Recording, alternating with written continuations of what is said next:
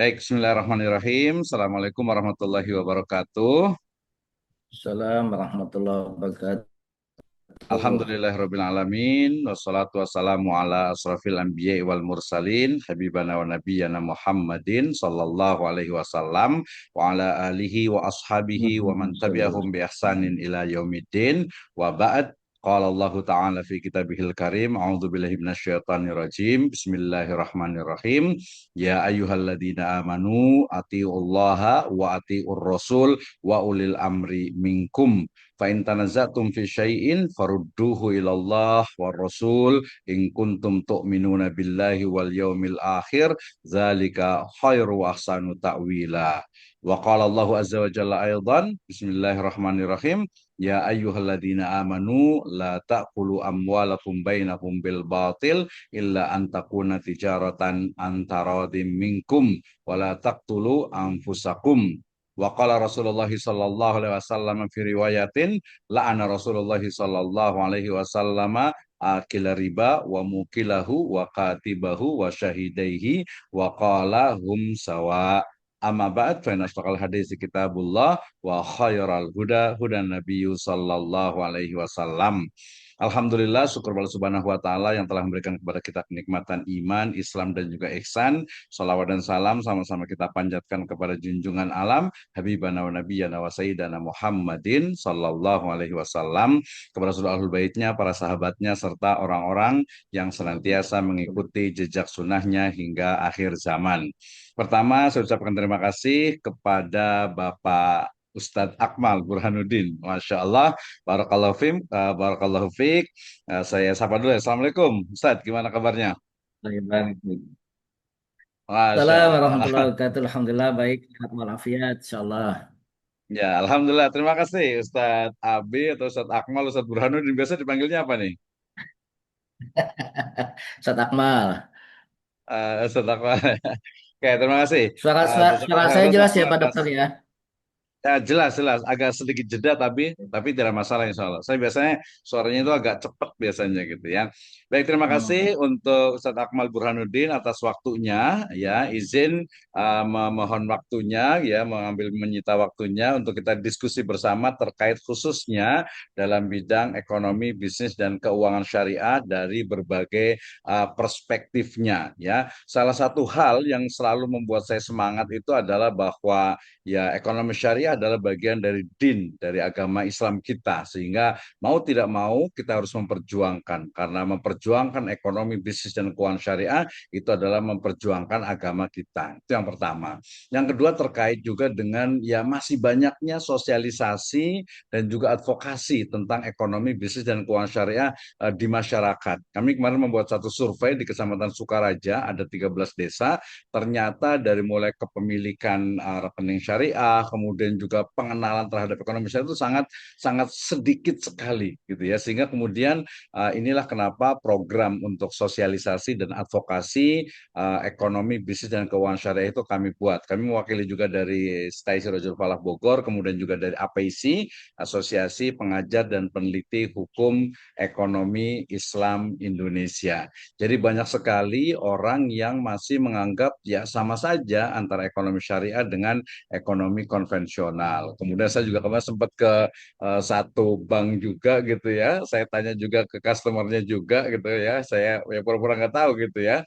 Ternyata dia bilang ya nggak jauh beda sih Pak, sama aja gitu ya. Tapi di sisi lain juga, di sisi lain kita juga sebagai akademisi juga memang tidak juga harus memperjuangkan dalam artian itu mati-matian ya, dalam artian kita juga harus bersifat kritis juga, bersikap kritis juga bahwa ada beberapa yang memang yang perlu Hmm. diperbaiki dari praktek ekonomi bisnis dan keuangan syariah ini yang mestinya juga tidak bisa dibiarkan. Baik, menghemat waktu, mungkin bisa memberikan introduction-nya Ustaz Akmal nih terkait dengan bagaimana sebenarnya ekonomi bisnis dan keuangan syariah di Indonesia dan apa sebenarnya yang kita bisa lakukan nih sebagai seorang Muslim. Kepada Ustaz, kami persilahkan. Silakan. Baik, ya, terima kasih Pak Dokter. Bismillahirrahmanirrahim. Alhamdulillah wassalatu wassalamu ala Rasulillah wa ala alihi wa sahbihi wa mawala la haula wala quwata illa billah. Rabbi shrah li sadri wa yassir li amri wahlul 'uqdatam min lisani yafqahu qawli. Allahumma anfa'na bima 'allamtana wa 'allimna ma yanfa'una wa zidna ilman. Allahumma aghnina bil ilmi wa zayyinna bil hilmi wa akrimna bit taqwa wa jammilna bil afiyah. Rabbana zidna ilman warzuqna fahman. Allahumma faqihna fid din wa 'allimna ta'wil. Amin ya rabbal alamin. Pertama-tama terima kasih atas kesempatannya Pak Dokter. Kita bisa bincang pagi ya pada kesempatan hari ini. Mudah-mudahan keberkahan pagi yang sebagaimana disebutkan oleh baginda Nabi Sallallahu Alaihi Wasallam, burika ummati fi bukuriha, itu bisa kita rasakan ya karena kita bisa sharing ilmu. Yang pertama sebetulnya saya itu tersesat di jalan yang benar ini ya Masya Allah. karena karena saya kuliah ngambil hadis itu. Mhm. Hadis ilmu hadis cuma ketika Thailand dari Al-Azhar kemudian pulang ke Indonesia tahun 2002 mulai berkecimpung dengan insuran syariah Bumi Putra, Bumida, Prudential dan seterusnya. Kemudian diamanahkan untuk mengelola salah satu lembaga keuangan. Jadi karena permodalan kuat ya, sehingga Mhm. mempercayakan kepada kita di Indonesia untuk membuka representative office, kantor perwakilan. Dan kerjasamanya dilakukan dengan Bank Muamalat sebagai pioner bank syariah pertama di Indonesia. Itu apalagi Bank Muamalat kan sudah punya jaringan BMT-BMT yang cukup banyak ya, karena memang ini adalah masyru' as-shaghir, microfinance ya, mereka punya punya dana untuk disalurkan kepada lembaga koperasi maupun BMT yang punya corak dan skema syariah. Tuh. Nah, di situ saya mulai mulai terpacu untuk bisa memahami apa itu ekonomi syariah ya. Sampai kemudian saya diminta untuk memperkuat Bank Muamalat di tahun 2009 kalau tidak salah ya di bagian compliance syariah tuh. Nah, ini juga alhamdulillah bisa bisa banyak apa namanya interaksi dengan DPS untuk lebih memahami apa itu ekonomi eh, syariah itu. Nah, alhamdulillah di samping memang sebagai kebutuhan, ekonomi syariah itu adalah menjadi salah satu perintah Allah Subhanahu wa taala kepada kita. Masuk dalam ruang lingkup sebagaimana yang Allah serukan kepada kita ya ayyuhalladzina amanu udkhulu fisil mikafah. Wahai orang yang beriman, kata Allah, udkhulu, masuklah kalian. Ini perintah al-aslu fil amri lil wujud. Asal dalam perintah menunjukkan kepada sesuatu yang wajib. Itu. Ketika Allah sudah perintahkan berarti perintahnya adalah wajib. Masuk ke dalam apa? Fisil mikafah.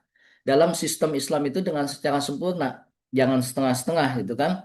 Yu'minu bi ba'din wa yakfuru bi ba'din. Ini yang nggak boleh nih di apa namanya di eh, wanti-wanti sama Allah. Jangan kita ngambil hukum yang satu yang enak, kemudian kalau dirasakan nggak enak, kemudian dibuang hukum itu. Maka Allah perintahkan udkhulu fis silmi kafah.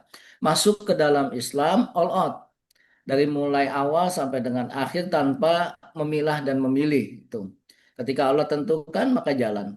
Ya, ekonomi syariah, ekonomi Islam itu termasuk bagian dari apa yang Allah sebutkan dalam udkhulu fis silmi kafah. Nanti bisa kita lihat di surat Al-Baqarah ayat 208 ya terkait hal itu. Nah, ini kan perintah Allah. Jadi memang unik uniknya adalah ekonomi syariah ini membangun hablum minanas kita, membangun interaksi kita dengan sesama manusia gitu. Tapi di satu sisi Allah perintahkan hal-hal yang mungkin tidak bisa kita tinggalkan gitu. Ya, dalam hal terkait dengan interaksi hablum minanas kita kepada sesama masyarakat yang ada di lingkungan kita. Tuh. Eh, ini yang pertama. Jadi motivasi kita adalah karena kita menjalankan perintah Allah Subhanahu wa taala untuk masuk ke dalam Islam secara kafah, secara menyeluruh, all out, all in, ya, sehingga tidak ada yang kita buang dari syariat Allah untuk kita lakukan dalam kehidupan kita. Kemudian yang kedua ada perintah Allah yang menyatakan wa ahallallahul bai'a wa harrama riba. Allah menghalalkan jual beli kepada kita dan mengharamkan riba. Walaupun statement ini untuk menjawab subhat gitu. Jadi subhat Mhm. subhat itu sudah ada sejak zaman dulu gitu. Betul. Ketika menyatakan innamal bai'u mislu riba. Jadi orang-orang jahiliyah, orang-orang kafir di zaman dulu itu sudah membuat apa namanya satu hal gerakan pengraguan. Jadi bagaimana Mhm. supaya orang itu tidak yakin dengan sistem yang Allah sudah buat kepada kita. Mereka buat buat satu yang sifatnya membuat kita ragu. Ya, innamal bai'u mislu riba. Ini kan statement ini kemudian dipakai sama orang-orang di zaman modern sekarang nih, Pak Dokter. Ya, Mhm. Betul. eh, mereka mengatakan ah bank syariah sama aja dengan bank konven gitu. Ah sistem syariah sama aja menzolimi dan seterusnya gitu. Iya, Dan benar. pengulangan dari zaman dulu gitu. Ketika syubhat itu Mhm. muncul, ya innamal bai'u mislu riba. Ah yang namanya jual beli sama aja tuh sama riba gitu. Kenapa? Mhm. Dong mereka juga ngambil untung gitu kan. Kita Mhm. pinjemin uang juga pasti dapat untung. Jadi yang dilihat itu ujungnya itu, bukan Betul. prosesnya. Nah, padahal Islam tidak hanya melihat ujung tapi juga memperhatikan proses yang dilakukan oleh kita nih. Kalau mau Betul. lihat ujungnya aja pasti akan sama gitu.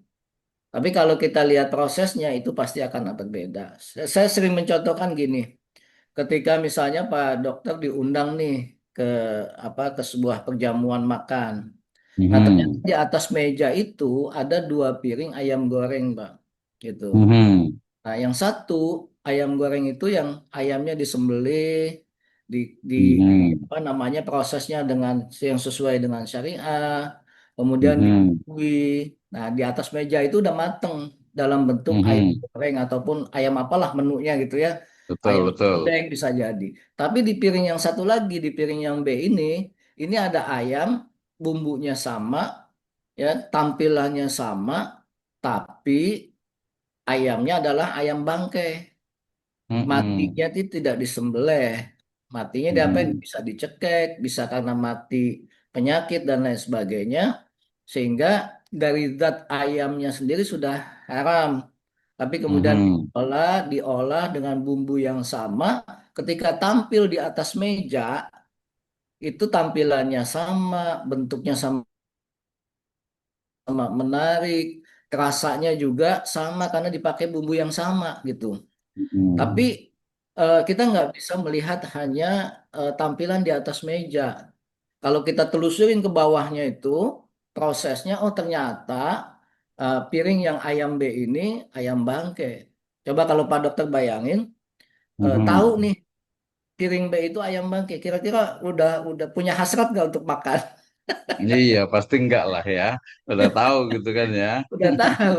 Tapi kalau kita tahu di Betul. piring yang A itu adalah ayam yang bagus, Mhm. ayam segar, dipotong dengan ketentuan syariat, ya, Mhm. pasti kita punya semangat untuk makan, apalagi kondisinya lapar, gitu. Mhm. Nah, Betul, seperti betul. itu, Pak Dokter. Jadi subhat-subhat seperti itu tuh sudah muncul sejak zaman dulu, gitu ya. Nah, ini Mhm. sehingga kita perlu juga membuat analog-analog yang sederhana untuk memahamkan masyarakat, gitu. Nah, ini yang pertama ya. Jadi kita kenapa saat ini apa namanya harus melakukan, harus bertransaksi, harus bermuamalah dengan ketentuan yang sudah Allah buat dalam ruang lingkup al-iqtisad al-islami itu atau apa al-masarif al-islami tentang keuangan transaksi ekonomi syariah. Itu kira-kira Pak Dokter untuk yang pertama ini.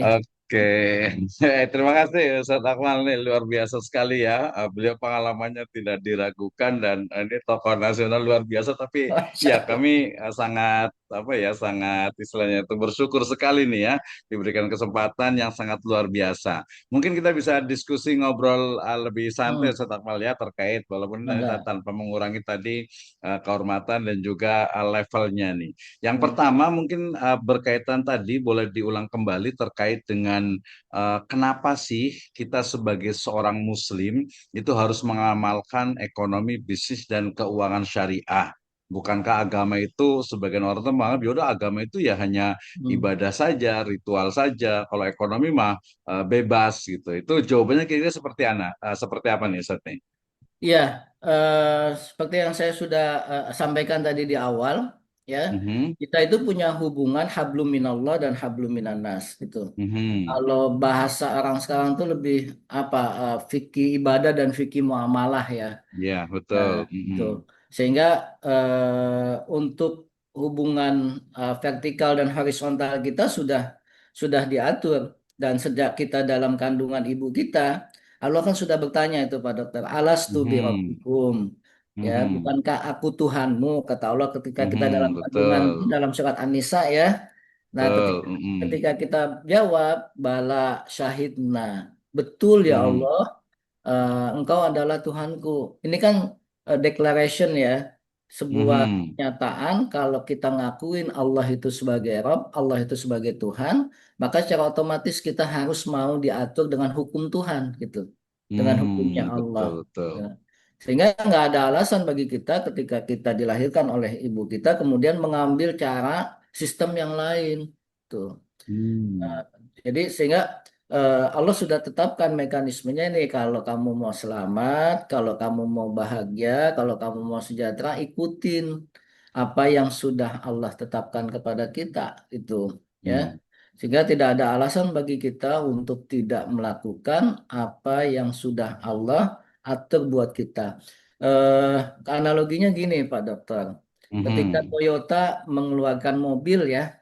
mhm, Nah, Toyota itu kan mengeluarkan mobil jenisnya macam-macam banyak tuh, ya. mhm. Nah, setiap mobil yang dikeluarkan pasti ada manual guidance-nya kan, Ya, ya, betul. buku Mhm, mhm, manualnya untuk apa? mhm, Untuk panduan gitu. mhm, Bisa nggak ketika kita punya mobil Toyota, ternyata kita mhm. buka pakai buku panduan yang lain gitu?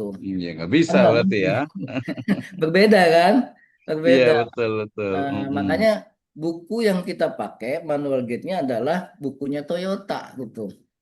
Ketika hmm, kita diciptakan oleh Allah dalam keadaan Islam, maka mhm, manual gate-nya adalah Al-Quran gitu. betul. Nah, dalam Al-Quran itu Allah atur wa halallahul bai'a ya ayyuhalladzina amanu taqullah wa daru ma baqiya minar riba.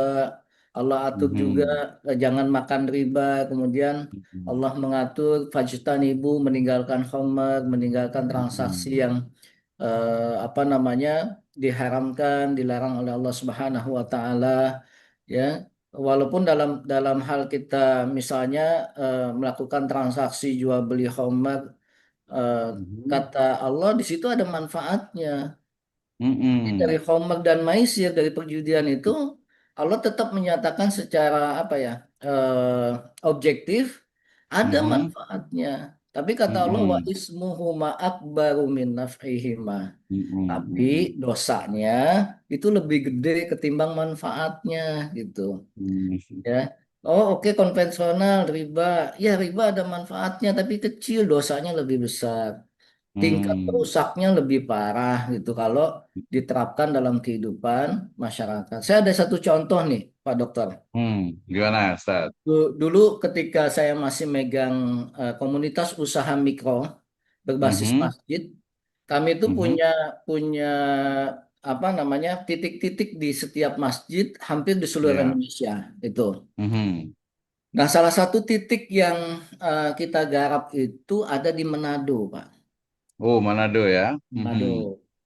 Ini mhm, unik. Jadi ketika kita memilih pangsa apa membantu masyarakat kecil di Manado dengan harapan dia bisa terbebas dari jeratan hutang ribanya, bisa kita suntikan modal untuk keberlangsungan usahanya gitu. Mhm. Alhamdulillah sambutan pengurus-pengurus masjid di Manado itu bagus, baik, ya, Bagus. ya. Mhm. Bahkan pendamping programnya juga semangat nih, gitu. Tapi tantangannya luar biasa. Iya, Ternyata, pastilah ya. Mhm. ternyata Mhm. ada yang apa namanya terganggu dengan program komunitas usaha mikro berbasis masjid ini. Betul. Yang terganggu itu Mhm. siapa, Pak Dokter? Siapa ya? Apa bisa? Kalau non Muslim sebenarnya enggak ya. Mungkin malah Muslim sendiri ya. Eh, Justru yang terganggu itu adalah mereka yang mendapatkan manfaat dari apa namanya dari pengusaha-pengusaha atau pedagang-pedagang kecil ini. Kalau di Jawa Barat Hmm. tuh dikenal Bang Emok ya. Iya, betul, betul. Ah, ah. Ah, ternyata yang terganggu itu ya itu yang bank keliling itu. Iya, bang kelilingnya itu ya, betul. Iya, mereka kan minjemin duit nih kepada Iya. pedagang Mhm, kecil, mhm, mengenakan bunga, mhm, bahkan bunganya Masya mhm, Allah mhm. gede, cukup gede ya di Iya, situ. gede lah, besar, betul. Mhm, mhm. Ketika Kita kita juga tahu masuk di ke sini. situ, Pak Dokter, kita lunasin tuh hutang-hutang mereka ke eh, Hmm, bank Emok, bank keliling ini, rentenir gitu. mhm, Kemudian kita suntikan modal baru supaya usahanya tetap jalan, berkembang. Kita mhm, dampingi juga dengan apa pendampingan usaha, bagaimana mhm, packagingnya, bagaimana mengemasnya, bagaimana mengolah dengan higienis gitu. mhm, Alhamdulillah banyak mhm. pedagang yang apa secara usaha akhirnya luar biasa meningkat bagus gitu. Meningkat ya, Nah, bagus ya. Mhm, cuman mhm. ada yang terganggu dengan program kita nih. Iya, tidak ada dapat Nah, keuntungan lagi gitu ya. mereka yang biasanya dapat keuntungan minjemin duit gitu, Heeh, kan mereka betul. pedagang kecilnya lepas tuh. Nah ini Heeh. ternyata bukan hanya perang opini, tapi perang fisik, Mhm. dokter. Oh, sampai ke betrok juga gitu kali ya. Diancam para pendamping program kita tuh diancam. Jadi Iya, iya. diancam untuk dibunuh, dilukai dan seterusnya gitu. Hmm, Ini kan membahayakan jiwa. Akhirnya eh, iyalah, betul, betul.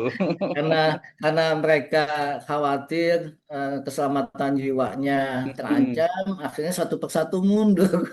Nah, Masya Allah. Iyalah, ada hibdun nafas juga ya. Pendamping program Harus ya. itu. Padahal masyarakat banyak Hmm. yang mendapatkan manfaatnya banyak gitu. Tapi Banyak cuman ya, betul, pendamping betul. program kita yang nggak sanggup tuh, karena intimidasi dan seterusnya sih. Hmm, Gitu. hmm, hmm. Nah, nah ini kan apa namanya Allah kasih solusi buat kita ya untuk membebaskan Hmm. eh, apa dari jerat ribawi transaksi yang Allah haramkan. Nah ini Pak Dokter yang lebih menariknya lagi salah satu Mhm, eh, sumber dananya itu adalah salah satunya di samping tadi ada program dari luar ya dari mhm. Kuwait itu juga kita menggunakan dana zakat untuk dibuat sistem bergulir itu. Oh iya betul, zakat produktif ya. Data produktif itu. Mm-mm. Nah, Waktu itu dulu tuh mungkin wakaf itu belum begitu banyak kali dulu itu ya. betul. Kita masih Mm-mm. masih apa fokusnya ke zakat ya. Zakat kan di awal kan zakat, sekarang itu ke Mm-mm. wakaf. Oke, luar biasa sekali nih. Saya agak sedikit apa menyesal ini sebenarnya harusnya itu ada momen lebih besar, tapi next time insya Allah kita bisa buat ini lagi ya Ustaz Akmal ya, karena salah satu permasalahan terbesar di Bogor ya, Kabupaten Bogor nih, terutama di Mm-mm. Bogor Barat tadi itu selain juga isu LGBT juga isu Bang Emok. Isu Eh, Bang Emok ini paling banyak Masya judol Allah. gitu ya, judol juga tadi Bang Emok juga, judol juga gitu ya. Masya Jadi Allah.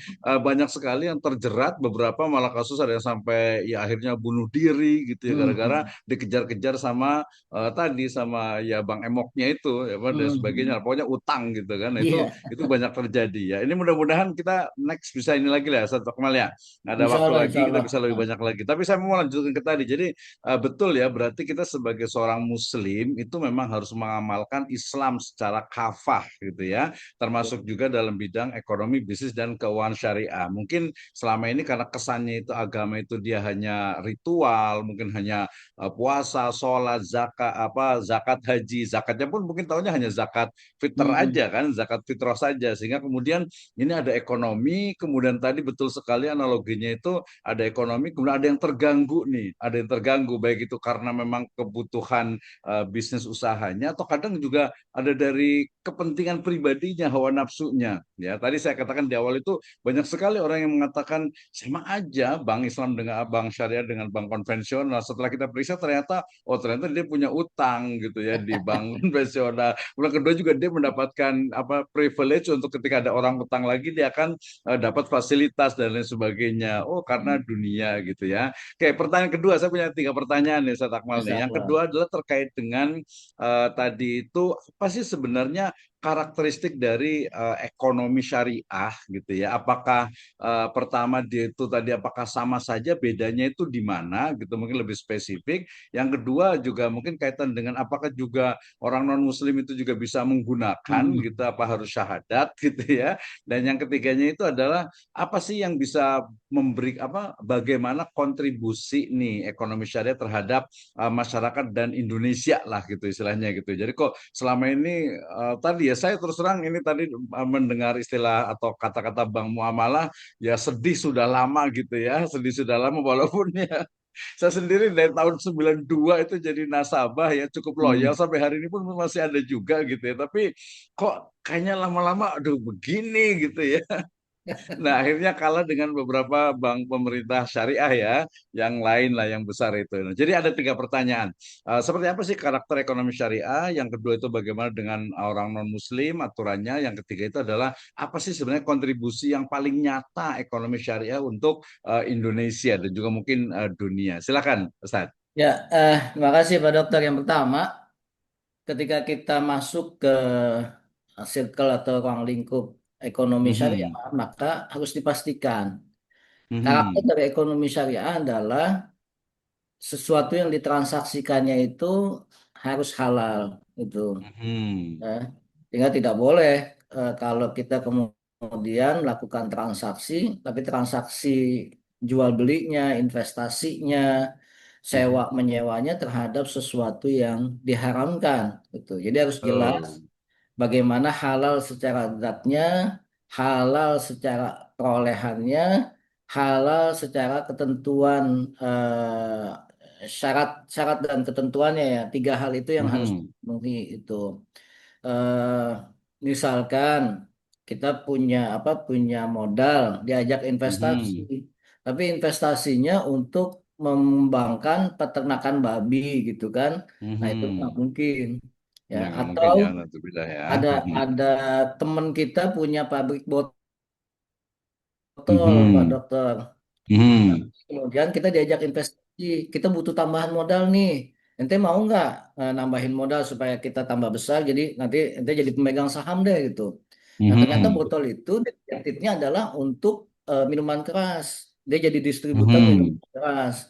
Nah, kalau kita tahu ternyata produksi botol itu dedicated untuk dipesan oleh eh, perusahaan minuman keras, wine dan lain sebagainya, Mhm. maka otomatis menjadi tidak halal kan itu. Botolnya Mhm. halal, tapi cara memperolehnya, cara transaksinya ada sesuatu yang dilarang oleh Allah sehingga menyebabkan transaksinya menjadi terlarang itu.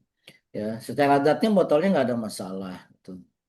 Nah, ini harus kita perhatikan halal dari sisi zatnya, halal dari sisi perolehannya, halal dari sisi pemenuhan rukun dan syaratnya. Itu yang pertama. Mhm. Kemudian ekonomi syariah itu harus transparan, buka-bukaan.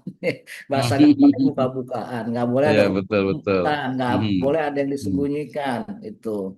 Nah, ini yang titik krusial juga untuk kita kritisi nih Pak Dokter. Mhm. Ternyata Betul. kan apa aspek transparansi ini masih masih sangat butuh edukasi, butuh kemauan bagi kita untuk melakukan transparansi keterbukaan di dalam kita Betul. menerapkan ekonomi syariah ini. Nah, ini salah satu yang menghambat akad-akad seperti akad investasi, ya, Hmm. akad investasi baik dari pengusahanya maupun dari pihak pemodalnya nih. Ya, Hmm. banyak pengusaha yang nggak mau buka-bukaan berapa sih keuntungannya, ya berapa Mhm. sih pendapatan yang diperoleh, nggak mau tuh ada deklarasi bagi hasilnya gitu pendapatannya. Nah, sehingga kan akhirnya apa, kita kembali ke sistem bunga lagi, ya, untuk yang Mhm. sifatnya investasi, karena masing-masing pihak bukan cuma pihak apa pemodal baik bank maupun perseorangan ataupun Mhm. pengusahanya yang sebagai mudhari pengelola usaha tidak mau ada keterbukaan. Jadi ada yang Mhm. diumpetin sebetulnya ini. Ya kita Mhm. di negeri kita ini sama-sama tahu lah kalau misalnya Mhm. ada laporan keuangan itu bisa jadi sampai ada dua tiga lapis ya yang Iya, betul. jumlahnya beda-beda itu Pak Dokter. Betul, beda-beda umum itu. Umum begitu ya. Nah, Heeh. kemudian juga harus adil ya dalam hal kita Mhm. melakukan transaksi. Nah, eh, keadilan ini bukan hanya kepada yang Muslim, tapi juga yang non-Muslim itu Mhm. semua harus diterapkan. Ya, walaupun misalnya lawan bisnis kita, partner bisnis kita, partner usaha kita non-Muslim, tapi kedua Mhm. belah pihak itu harus memenuhi ketentuan syarat dalam Islam. Itu kita nggak masalah mau berbisnis dengan non-Muslim, dengan siapapun, dengan orang kafir, selama mereka mau tunduk dengan ketentuan nilai-nilai prinsip-prinsip syariahnya, welcome. Itu Mhm. saya ada itu tuh apa namanya eh, pernah ditunjukin sama teman salah Mhm. satu outlet toko emas di wilayah daerah Blok M itu Mhm. apa yang punya toko emasnya itu Chinese non Muslim, Iya, Muslim ya. non Mhm. Muslim, tapi luar biasa ketika transaksi jual beli emasnya itu menerapkan prinsip-prinsip syariah di situ Pak Dokter, Mhm. ya. Nilai-nilai Islam itu sudah masuk kepada dia sebagai pedagang. Ternyata oh nilai Islam juga diakui gitu. Bahkan kan kalau kita Mhm. lihat Islamic finance yang cukup bagus juga ada di mana di Eropa kan di Inggris gitu. Iya, betul. Ya. Mhm. Sehingga bukan satu halangan bagi non-Muslim untuk juga apa namanya menerapkan melakukan menggunakan prinsip syariah dalam kegiatan bermuamalah, dalam kegiatan berinteraksi hablum minannasnya itu. Bahkan kalau yang paling sederhana itu tukang sayur lah ya, Iya, betul. tukang sayur keliling itu eh, Mhm.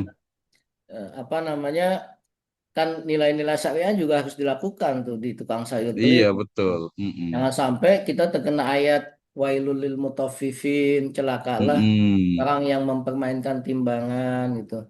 Tapi Allah Mhm. adil Pak Dokter. Ketika Allah mengatakan Mhm. wailul lil mutaffifin, celaka bagi yang mempermainkan timbangan, alladzina idza qalu 'alan nasi yastawfun wa idza qaluhum aw wazanuhum yukhsirun. Allah sebutkan dua Yuksirun. dua pihaknya Betul, ini. betul. Ada orang Mhm. yang ketika nimbang pengennya eh, dapat lebihan, ada Iya, orang yang lebihan. nimbang pengennya ngurangin. Jadi dua sisi, Mhm. dari sisi buyernya disebutkan ya, sellernya juga disebutkan sama Allah. Kalau tipenya pedagang kan pengennya ngerugiin pihak pembeli kan gitu, Iya, sehingga dikurangin kurangin timbangannya. timbangan. Ada pembeli yang pengennya dapat Tambahin. lebih banyak. Nah, ibu-ibu kan kalau belanja udah tahu udah seon nih apa namanya bawang, nyomot lagi Iya, Pak, betul. tambahin bang ya gitu.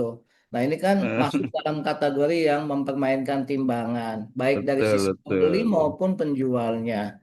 Ya, contoh yang Mhm. sederhana lagi kalau kita belanja, udah musim duku belum nih? Kalau kalau kita belanja kan kadang belum minta izin udah nyomot, Iya, nyobain. nyobain dulu gitu ya. Itu kan teori-teori ekonomi yang sangat sederhana dalam kehidupan Betul, betul. masyarakat kita tuh. Nah, nyomot Mhm. ini kan berarti merugikan. Keadilannya di Mhm. mana nih gitu.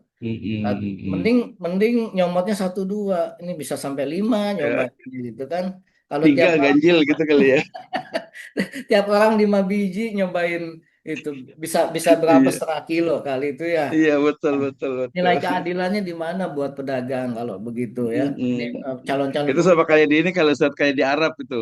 Kalau di oleh-oleh Arab itu kan saya pernah coba itu kan yang buat nyobain banyak tuh ini bukan nyobain ini hampir sebanyak nyobain kacang Arab, nyobain ini gitu kan Kalau coklat gitu. di Arab kalau kita umroh atau haji itu kan sebelum Iya. kita nyobain ada ini, ada permintaan izin. Halal halal, ya, kalau halal kita makan.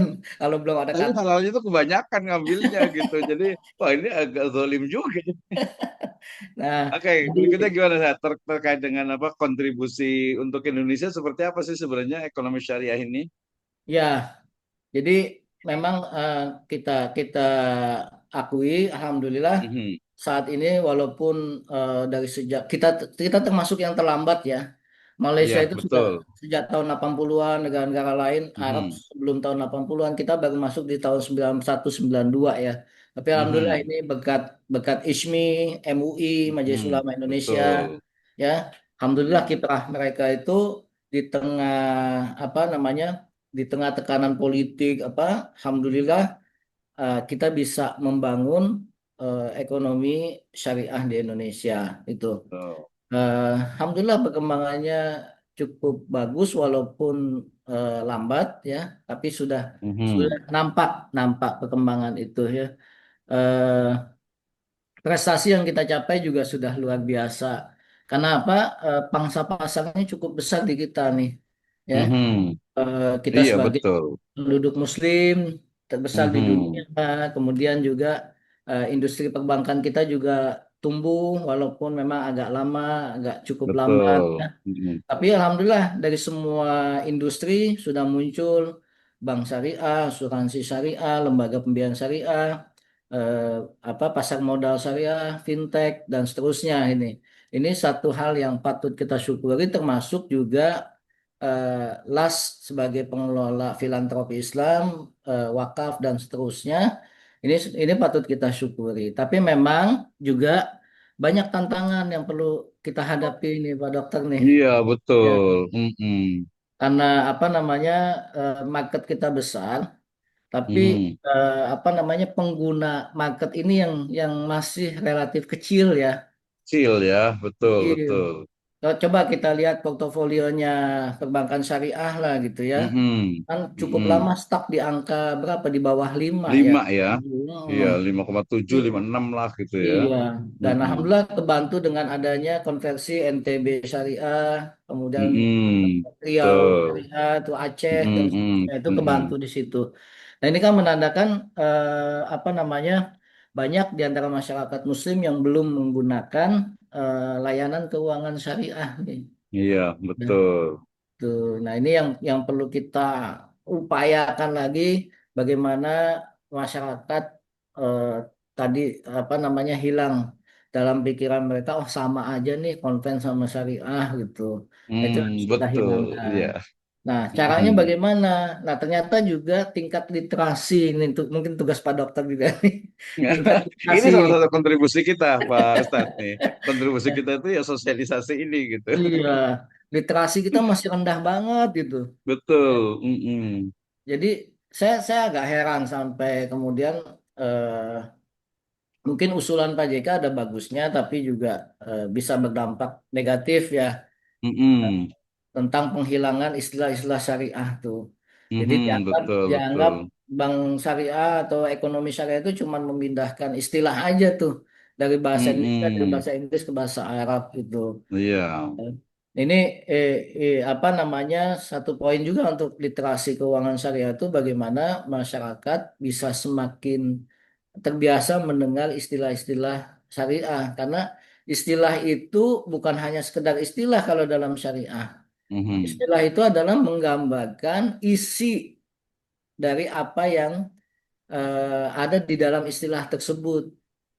Coba kalau kita bayangkan kalau kita kemudian menghilangkan kata murabahah Mhm. jual beli kan ini jadi definisi dari panjang tuh kan. Jadi panjang jual beli dengan Iya, keuntungan gitu. iya. Tapi kalau kita menyebut murabahah sebelumnya kita sudah paham tentang apa itu murabahah. Mhm. Ketika menyebutkan murabahah langsung tasawurnya persepsinya sudah oh ke sana gitu. Iya, betul. Nah, jadi kan ini eh, apa namanya kita eh, perlu bagi kita untuk melakukan literasi peningkatan ya kepada masyarakat. Ya masih banyak lah masyarakat kita yang belum paham, apalagi di Iya, kampung-kampung. betul. Memang banyak sekali Pak Ustadz nih. Makanya nih kita buat sosialisasi advokasi ini agak terus. Terakhir saat pertanyaan, saya terus Iya, terang jujur suka banget ini ya. Artinya nanti mungkin mudah-mudahan nanti masih banyak waktu lagi. Terakhir oke. nih pertanyaan Mm-mm. dari kami itu terkait dengan prediksi nih ya. Prediksi ke depan kira-kira ekonomi syariah, ekonomi bisnis keuangan syariah itu seperti apa nih di Indonesia? Mungkin kita sebut saja menuju Indonesia emas lah tahun Mm-mm. 2045. Apakah terus berkembang, pelan, stagnan, atau bisa meningkat gitu ya, atau seperti apa. Kemudian yang keduanya, Mm-mm. kira-kira ini agak sedikit kritis, kritik Mm-mm. apa nih yang menurut Ustadz Akmal itu perlu disampaikan kepada ya para pelaku, pengambil kebijakan, kemudian juga akademisi dari ekonomi bisnis dan keuangan syariah. 2-3 menit cukup, Ustadz, insya Allah. Ya, saya sebetulnya optimis, Pak Dokter. Tapi Harus ya, optimisnya, harus optimis ya. optimisme itu harus realistis, gitu. Setuju. Jadi bukan optimisme buta, tapi optimisme Mm-mm. yang realistis, ya. Karena ke depan tuh kemungkinan juga kita akan semakin berkembang, ada digitalisasi Mhm. ekonomi syariah, ada fintech syariah, Mhm. wakaf produktif, Mhm. green suku, pembiayaan UMKM, halal value, halal value Mhm. chain, Value kemudian chain ya. Mhm. integrasi antara zakat, wakaf, dan DSKL lainnya ya, dana sosial Mhm. Mhm. keagamaan lainnya. Ini kan cukup apa namanya sangat persaingannya sangat ketat nih. Betul. Dan apa fastabikul khairatnya nih. Nah, Mhm. harapan kita sih terutama saya ya pertama itu ekonomi syariah itu jangan hanya menjadi industri gitu, Mhm. tapi harus menjadi gerakan Hmm. ya. Ini kan sudah bagus nih peningkatannya, Mhm. tapi jangan hanya menjadi industri. Dia harus harus masuk jadi gerakan masyarakat, gerakan peradaban. Hmm. Mhm. Kemudian yang kedua harapannya itu tidak hanya mengejar market share tapi juga bagaimana quality share-nya itu diperbagus terkait dengan kualitas tata kelola, kepatuhan syariah dan Mhm. dampak sosialnya. Tuh. Jadi Mhm. quality share jangan sampai tersingkirkan dengan market share ya. Betul. Market share-nya diperluas tapi quality share-nya juga ditingkatkan itu. Mhm. Eh, yang ketiga, mungkin ini juga sangat penting sinergi. Ya, Mhm. kita kan optimis tadi tuh, Ya. optimis tapi Mhm. harus realistis. Nah, eh, ini sinergi, sinergi antara siapa? Antara regulator, industri, akademisi, ulama, dan masyarakat. Itu. Mhm. Terkadang ini mohon maaf ya Pak Dokter ya, Mhm. akademisi kita itu sangat apa? Sangat tinggi ekspektasinya. Iya, mengawang-awang ya ke atas itu ya. Sehingga kalau bahasa Pak Quraisy itu tidak membumi gitu. Iya, betul. Nah, Mhm. ini yang harus dikomunikasikan dengan industri.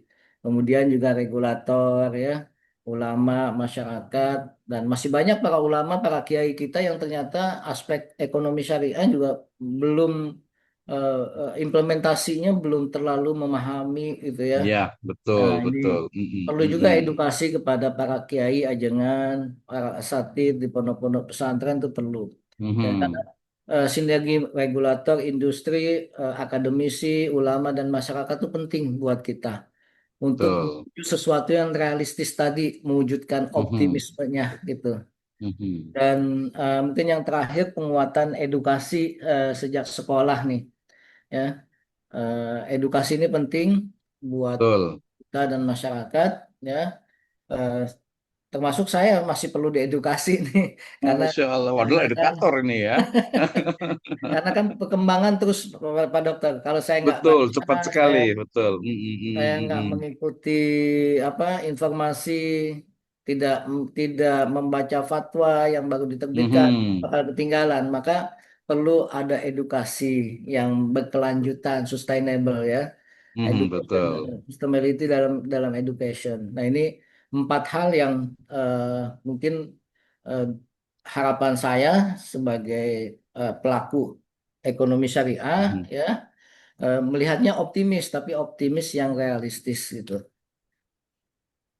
Oke, terima kasih. Jazakallahu khairan. Luar biasa Baik, sekali Ustaz Akmal Burhanuddin ini.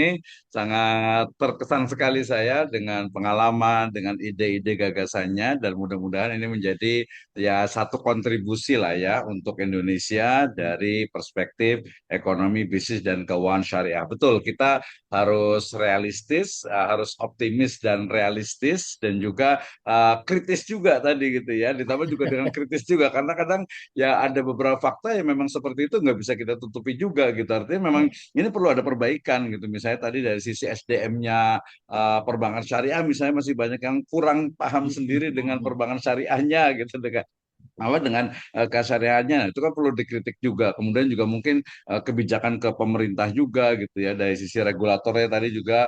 Misalnya kemarin ada kasus terbaru tuh kan yang tentang apa namanya tuh ada dana pensiun syariah lah ya, yang kemudian banyak yang akhirnya tuh ya tertipu atau apa gitu ya, dan juga dari mau travel dan sebagainya gitu kan, itu kan banyak. Nah itu sebenarnya ya mungkin oknum gitu ya, oknum ya di bank besar sendiri juga sempat terjadi itu juga gitu ya. Mungkin tadi selain juga ada dari faktor internal ya umat Islam dan juga para praktisinya, tapi ada juga memang tadi orang-orang yang nggak suka dengan Islam dari eksternal yang ngomong gencet terus gitu gitu ya, seperti tadi yang di Manado itu ya. Di sini juga sama gitu, yang nggak tahu, yang nggak paham. Jadi ya internal eksternal itu sangat berat sekali, tapi insya Allah ini menjadi satu jihad kita ya, menjadi istilahnya itu perjuangan kita untuk menjadikan ekonomi, bisnis, dan keuangan itu menjadi satu solusi bagi negara kesatuan Republik Indonesia.